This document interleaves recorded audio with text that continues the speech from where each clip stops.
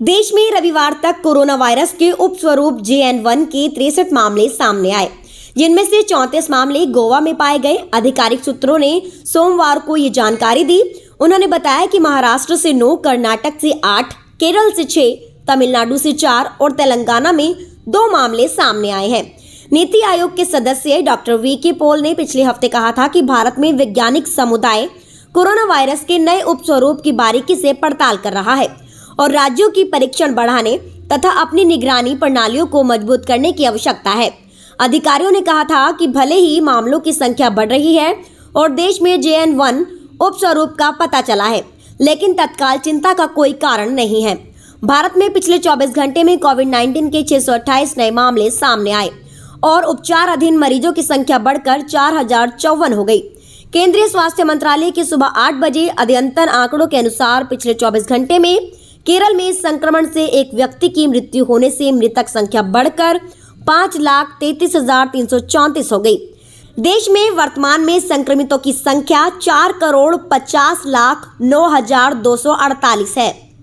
देश में रविवार तक कोरोना वायरस के उपस्वरूप JN1 के 63 मामले सामने आए, जिनमें से 34 मामले गोवा में पाए गए। आधिकारिक सूत्रों ने सोमवार को ये जानकारी दी। उन्होंने बताया कि महाराष्ट्र से 9, कर्नाटक से 8, केरल से 6, तमिलनाडु से 4 और तेलंगाना में 2 मामले सामने आए हैं। नीति आयोग के सदस्य डॉक्टर VK पॉल ने पिछले हफ्ते कहा था कि भारत में वैज्ञानिक समुदाय कोरोना वायरस के नए उपस्वरूप की बारीकी से पड़ताल कर रहा है और राज्यों की परीक्षण बढ़ाने तथा अपनी निगरानी प्रणालियों को मजबूत करने की आवश्यकता है।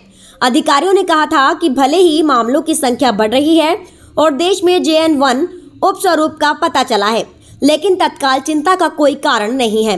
भारत में पिछले 24 घंटे में कोविड-19 के 628 नए मामले सामने आए और उपचाराधीन मरीजों की संख्या बढ़कर 4054 हो गई।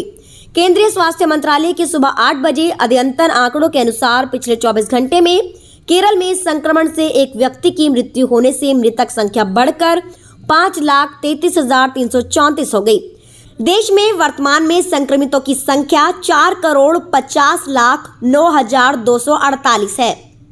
देश में रविवार तक कोरोना वायरस के उपस्वरूप JN1 के 63 मामले सामने आए, जिनमें से 34 मामले गोवा में पाए गए। आधिकारिक सूत्रों ने सोमवार को ये जानकारी दी। उन्होंने बताया कि महाराष्ट्र से 9, कर्नाटक से 8, केरल से 6, तमिलनाडु से 4 और तेलंगाना में 2 मामले सामने आए हैं। नीति आयोग के सदस्य डॉक्टर VK पॉल ने पिछले हफ्ते कहा था कि भारत में वैज्ञानिक समुदाय कोरोना वायरस के नए उपस्वरूप की बारीकी से पड़ताल कर रहा है और राज्यों की परीक्षण बढ़ाने तथा अपनी निगरानी प्रणालियों को मजबूत करने की आवश्यकता है। अधिकारियों ने कहा था कि भले ही मामलों की संख्या बढ़ रही है और देश में JN1 उपस्वरूप का पता चला है, लेकिन तत्काल चिंता का कोई कारण नहीं है। भारत में पिछले 24 घंटे में कोविड-19 के 628 नए मामले सामने आए और उपचाराधीन मरीजों की संख्या बढ़कर 4054 हो गई। केंद्रीय स्वास्थ्य मंत्रालय के सुबह 8 बजे अद्यतन आंकड़ों के अनुसार पिछले 24 घंटे में केरल में संक्रमण से एक व्यक्ति की मृत्यु होने से मृतक संख्या बढ़कर 5,33,334 हो गई।